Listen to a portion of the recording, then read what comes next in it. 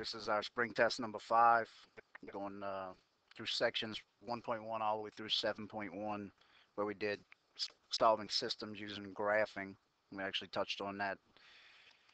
Our first equation, or our first problem says which graph represents the following system of equations. So what you need to do is you need a graph, or you need to look and see if the pictures match both of those graphs. The easiest thing for you to take a look at is look at your y-intercepts. You need a y-intercept that's going to be 3, and you need another one that's going to be -2. So as you look at all of them, we got one at 3 and one at -2, 3 and -2, 3 and -2. We don't have one at 3, so you can automatically eliminate B. Okay. At that point, now you have to look at the slopes of the equations. The first one's slope, where it's 3, has to be a negative slope.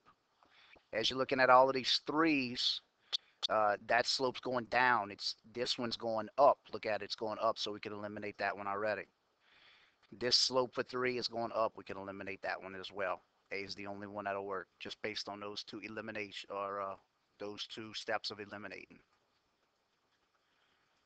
And what I'm looking at, anybody who didn't follow that right there, the first equation, B's value is 3. That's why we were able to determine it crossed through the y-axis at that point. M's value, it says -x, so M's value is -1. Remember, a negative slope means it's going downhill. The fact that both of these right here were going uphill, where it's going through 3, automatically discredits those. Number 2 says use the box and whisker plot to determine which statement is true. Okay, looking at your box and whisker plot, you got 5 points. The first one is the minimum. The second one is the first quartile or the lower quartile. The third one's the median or the second quartile.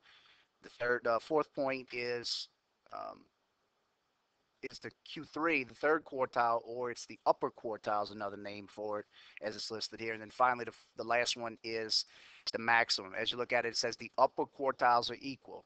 Now, your upper quartiles for both of them would be what you'd consider your Q3 values. These numbers here, and they are not equal. Notice one of them, the one at the top is longer, or it's on a higher value than the one at the bottom, so A doesn't work. B says they have the same range. Range is how far apart the data is, from the lowest one to the largest one. As you look at them, it looks like the first one goes from its minimum value of 41 to its maximum value of 54. So what you need to do is you need to subtract 54 minus 41, and you'll get 13 for that one. Do the same thing for the bottom number, or the bottom box and whisker plot. It goes from 40 all the way up to 53. So take 53 and subtract 40 from it. 13. They both have the same range, even though they're not going from the same number to the same number. B is the one that works. The lower quartiles, just look at the rest of them, says the lower quartiles are equal. That's telling you that the two smaller quartile values, both this one and this one, are on the same point. You can see that that's not true. The top one has a lower quartile. And then it says they have the same median for D. And as you're looking at the two median numbers, they're not the same as well. B is the only one that works. Drawing box and whisker plot of the data. First thing you want to do for this is you want to put all of your data in order. It's not in order. So go with the smallest one. Remember, make a little mark when you're doing the smallest one. It makes it much, much easier. The smallest one you got is 25. Next one you got looks like 28. Next one, it looks like we got 30, which is listed twice. Next one's 33.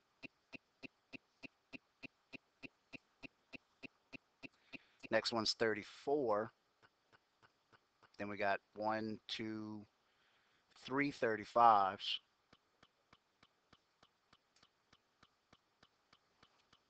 After 35, looks like 38 is our smallest one,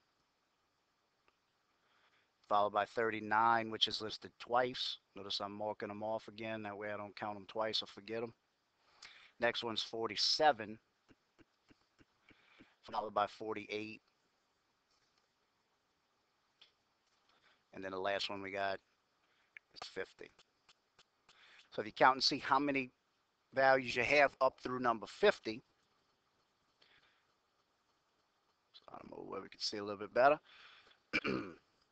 We have 1, 2, 3, 4, 5, 6, 7, 8, 9, 10, 11, 12, 13, 14, 15 numbers. Since there are 15 numbers, that means there's going to be an odd, that's an odd amount. You want the one that's in the middle. So all you need to do is count to 8. So when you count to 8, 1, 2, 3, 4, 5, 6, 7, 8, 35 is your median number. So that's what you want to find first, 35.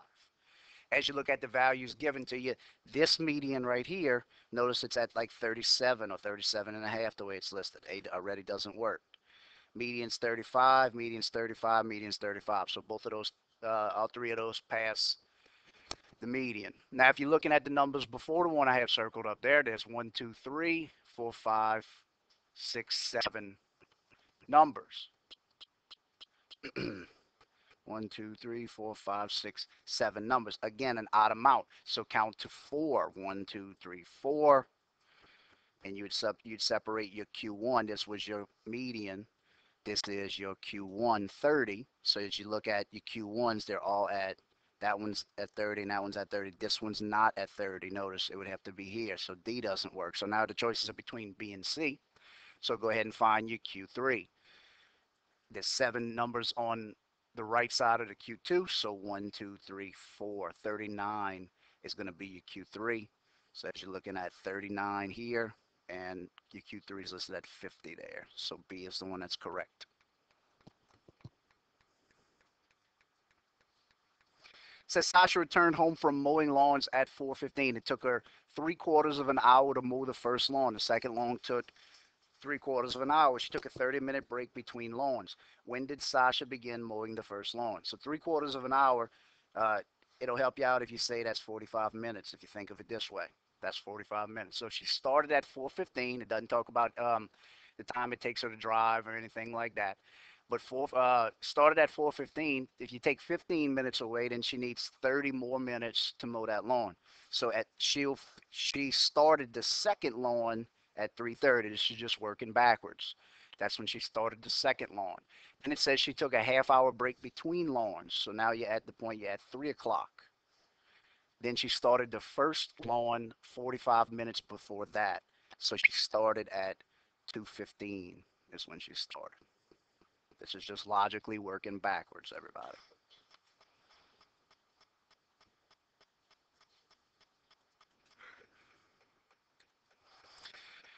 Okay, then we get into something that looks a little bit more like what we used to. We have distributive property first. 6 times y is 6y. 6 times 5 is 30 equals 60. Now it becomes a two-step process to solve. Get rid of plus 30 by subtracting it. Do the same on the other side, and you have 6y equals 30.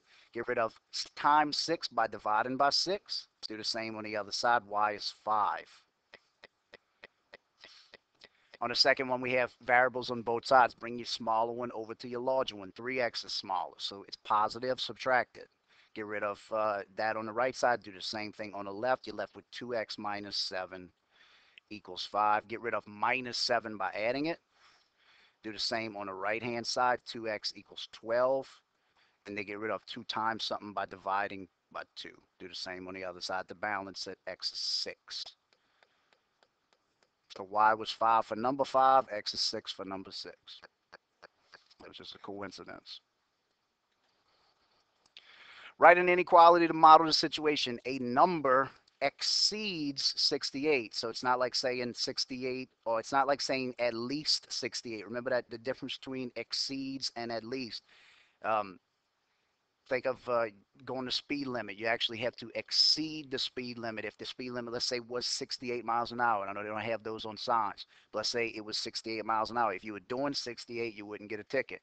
You'd have to exceed 68. So x would have to be greater than 68. You can use any variable you want, everybody. X is greater than 68, not or equal to.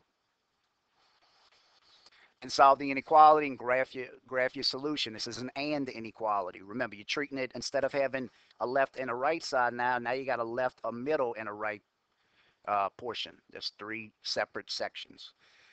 Otherwise, do the same exact thing you normally would do as if it was an equation. Get rid of minus 8 by adding 8 to the middle. If you add it to the middle, make sure you add it to the left, and make sure you add it to the right. -5 plus 8 is 3. We didn't do anything to change the sign, because all we did was add something. 3x. Negative 8 plus 8 will cancel out. Again, we didn't do anything to change the sign. 4 plus 8 is 12.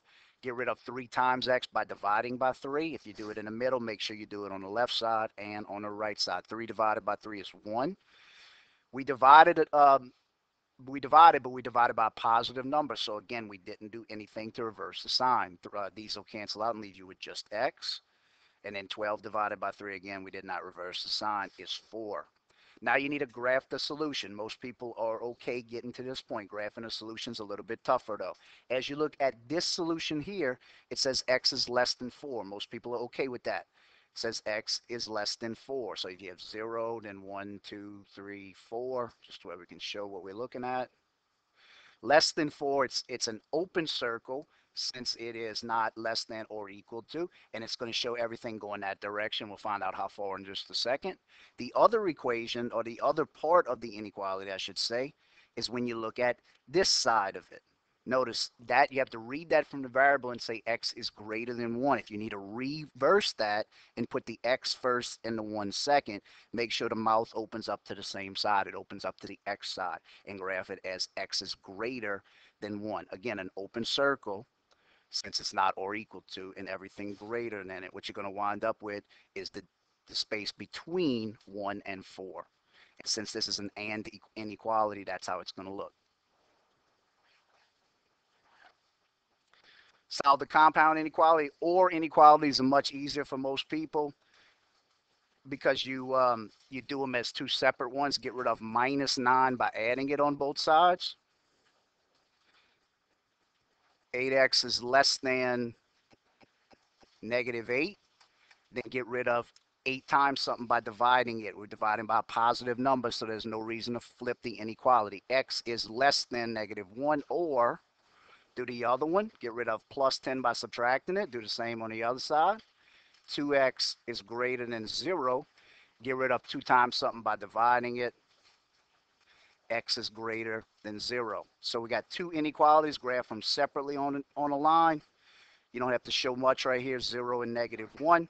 It says x is less than negative 1. So everything going this direction. X is greater than 0. Both of them are open circles. Yeah.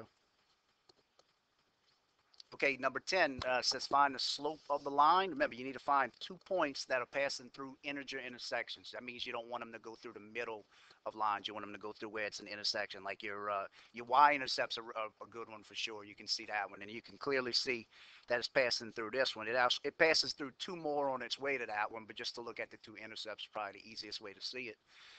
Remember, start at your leftmost one. Your slope is talking about your rise over your run. Again, some of y'all see those words and you recognize them. You still don't remember what the heck that means. That just means think of rising in an elevator. It's going up or down.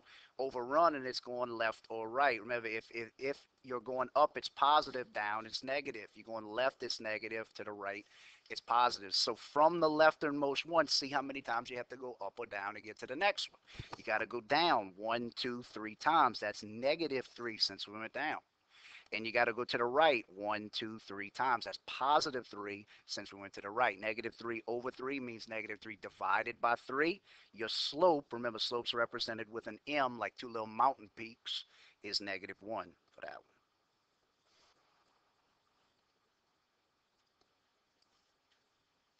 Okay, it says find the slope and the y-intercept of the line. You don't have to look very hard to find this because this is in what's known as slope-intercept form already because it shows 2 things. Y equals mx plus b. All you have to do is identify them where your m value is what's multiplying by x. And some of y'all are still wanting to say that the slope value is not 3/5 but 3/5 x. It's not the x. It's just what's multiplying by it. And your b value or your y-intercept is not just 1, but it's the sign that goes with it, negative 1.